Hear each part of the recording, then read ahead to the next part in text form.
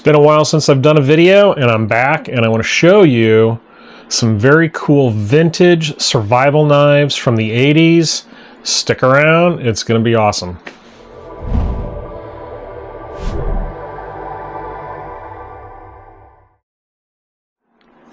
So first of all, apologies to people who regularly watch this channel, subscribe. I have not been putting out a lot of videos lately. The past month, 6 weeks has been pretty difficult. Just a lot of stuff going on, work, and we had our county fair, which our family is heavily involved in. And of course, I'm still healing from my surgery to my hip, and it's getting better. I'm moving around. I'm able to go out occasionally, but I certainly can't do a lot of hiking and get deep into the woods, so I have to really kind of pick and choose what videos I want to do.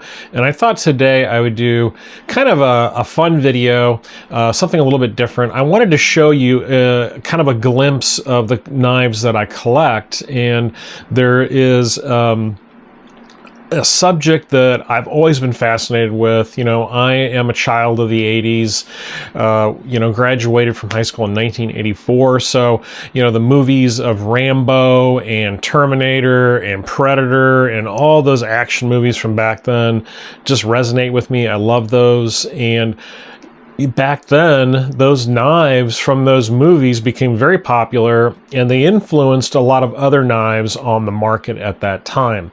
So survival knives really became huge after the Rambo movie and just continue to keep growing and growing. And of course, many manufacturers, Gerber and Buck and Parker Brothers and all these other knife companies came out with their version of a survival knife. But one thing that is interesting about survival knives is they are grounded in a little bit of history, because the Vietnam pilot survival knives really started it all. And some fantastic examples out there of those knives that you can still pick up on eBay and at auctions and military surplus stores and things like that. But those did have influence onto the more modern survival knife of the 80s and the early 90s. So I just want to show you a few knives out of my collection that mean a lot to me, that I think are pretty cool. And maybe you have seen them and maybe you haven't. So let's take a look at them right now. So do you remember these knives? I certainly do. These things were prolific in the 80s and 90s after that Rambo movie came out. And this knife in particular is probably the closest copy that I've seen of the Rambo knife. It is very similar in design, but it is also very unique in its design, because this is from a company called Parker Brothers Knives. Now, Parker Brothers was a very interesting company. They are a Chattanooga, Tennessee company. I think that's where all the design was done. But the blades were actually manufactured in Japan, and they used Japanese surgical steel, which, if you know anything about knife steel back in the 80s and 90s, the Japanese surgical steel was pretty darn good stuff. A lot of people highly regarded it as a good steel. It takes an edge very well, and it seems to hold it pretty well. Now, this particular knife we'll be talking about here in a little bit. I just wanted to highlight this thing first, but let's get into some of the other knives, and then we'll come back to that one, because there's a lot of story that goes along with this one.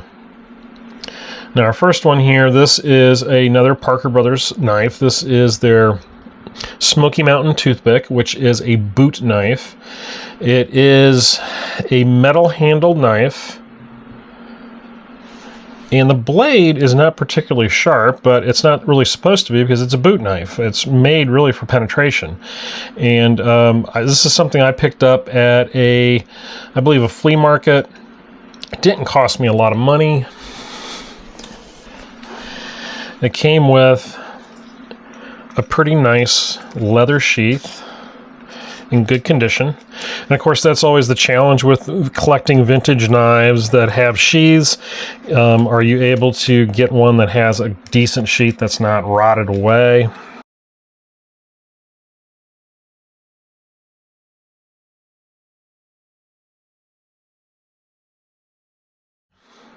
So it has the thumb stud there, and then you have the metal clip It allows you to slide that into your boot or your back pocket or front pocket, but it's a neat little knife, and certainly part of that whole vintage survival combat knife revival that they had in the 80s. This knife is another Parker Brothers, and this is the Parker Brothers rendition of a pilot survival knife, and it is very similar to the Ontario's in the shape.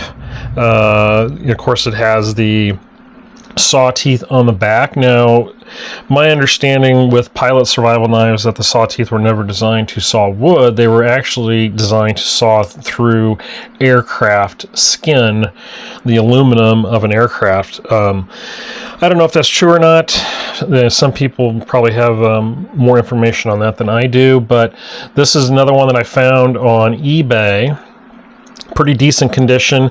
I did wrap the handle with some hockey tape just to give it some grip. It is a metal handled knife just like the boot knife, but it does have one interesting little feature that is different than the traditional military pilot survival knives, is that it is a hollow handle knife.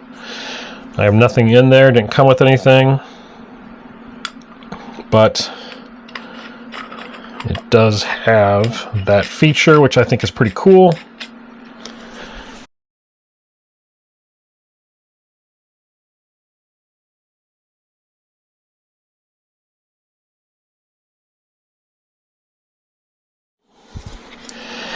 And then the sheath is very similar to other pilot survival knives.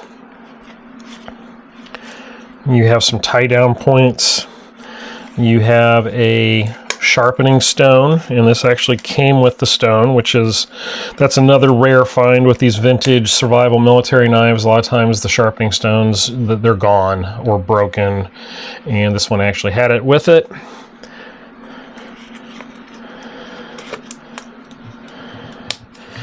And the sheath is in pretty decent shape, not bad at all. I added this little lanyard to the bottom of it. So a nice example of a pilot survival knife from Parker Brothers. Once again, Japanese surgical steel. This knife is not a Parker Brothers, but it is a Smith & Wesson. Now, if you're a knife collector person, you know that Smith & Wesson knives now probably are not the same as they used to be. This is actually a Smith & Wesson knife that was made in the USA. It has about a 5.5 inch blade. This thing is razor sharp. It has that thickened back and then the swedge on the top. And of course, very nice brass guard, wood handles, but the cool feature about this one is it's another hollow handled survival knife, so you have the ability to put in a small survival kit if you want to. This particular knife I picked up on eBay, pretty decent price. I've seen these things go up for $300 or more in really good condition. I think this one is in excellent condition. I didn't pay near that. And the sheath that it comes with was this nice brown leather.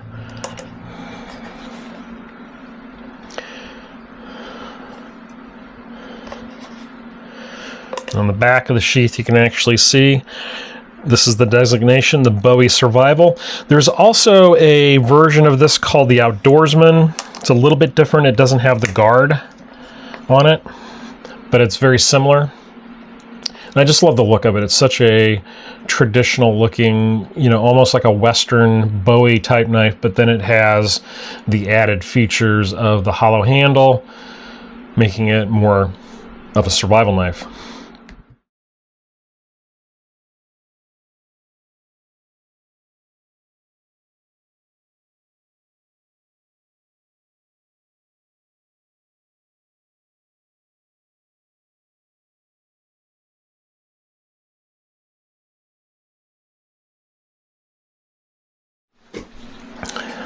I mean, this thing is massive. Check this out. That's a 10-inch blade. 10 inches. And it has the very pronounced saw teeth, and this is designed to saw wood, and it does saw wood pretty well, actually. Once again, Parker Brothers does the metal handle, and it is a hollow handle survival knife. So we unscrew this. Has a compass built in. Now the compass doesn't work anymore. It looks like there's a bubble in it. Doesn't really rotate that well. But really nice knurling on the cap. The O-ring on it is still in good condition. And this one does have a little mini fishing kit in it. And I believe this is maybe the original container that it came with. But there's tons of room in that. You could actually put a lot more stuff. Now, the history on this knife is pretty interesting. This knife was gifted to me by my very good friend and brother, Uncle Z. And I've known Z for a very long time. Our boys grew up together. We served on a couple search and rescue teams together, and we are very close friends and have spent many, many, many nights out in the woods camping together, hunting, shooting, fishing. We have done a lot of stuff together, traveled a lot of places, and he is a very dear friend of mine, and I've always admired this knife. He always used to take this with him on our adventures, and I'd always drool over it and always mess with it. And one day, he just came up to me and he gave it to me, and he said he wanted me to have it while I could still enjoy it. And I was blown away because I know the history of this knife. This is a knife that he picked up in the 80s and took it with him when he served in the Army, and it ended up going with him to Iraq. And it also went to many other places all over the world in other conflicts and the different types of military work that he did. It has seen combat, and I've even been told it's probably seen some blood. And the fact that this was entrusted to me, I think, is pretty awesome. And as you can tell, this is not a Safe Queen. It has been used and carried quite a bit. Came with this awesome leather sheath that is really well broken in. Of course, it has the sharpening stone, and that's his lanyard that he put on it. And I'm so fortunate to have this thing and enjoy it. And now what I've told him is that in my will, once I pass, this will go back to his son.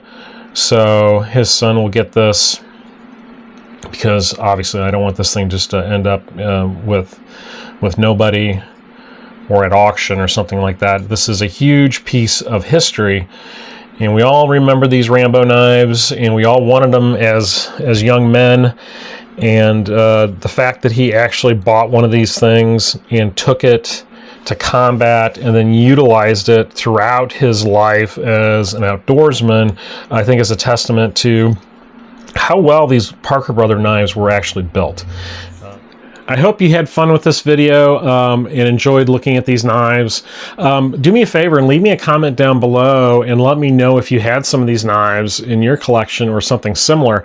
Of course, there was all different levels of these survival knives that came out. There was super junky ones that you get at the gas station. They cost you like $10, and they're of course just garbage. But then there was these that were absolutely fantastic, well-made knives that turned out to be huge collectibles. And if you go on eBay and you start looking at Parker Brothers survival knives, you will find some very high prices on these things. They are sought after by collectors and by kids of the 80s, of course, want these things, and I'm so fortunate to have mine. So if you like this kind of content, do me a favor, like and subscribe. Hit that bell notification. I try to do videos once a week. I'm trying to get back into videos, so it's been kind of a break for me, but I'm back into it now and hopefully be doing more videos for you. And if you're interested in Prepared Wanderer patches and stickers, I have those available. There's a link down below in the description to my Big Cartel site. So it is a secure website that sells these patches. You can use your credit card to buy them, and I will ship them out usually within a few days of receiving the order. I have a couple different varieties. We've got the woven patch, the traditional original Prepared Wanderer logo patch that's Velcro backed, and then we have this new patch which is Velcro backed but is PVC. Very cool, the arrowhead design. And then I also have arrowhead design stickers in the store, so that helps support the channel, and I love seeing this stuff on people's gear. So as always, thank you so much for watching, and we'll see you next time on the Prepared Wanderer.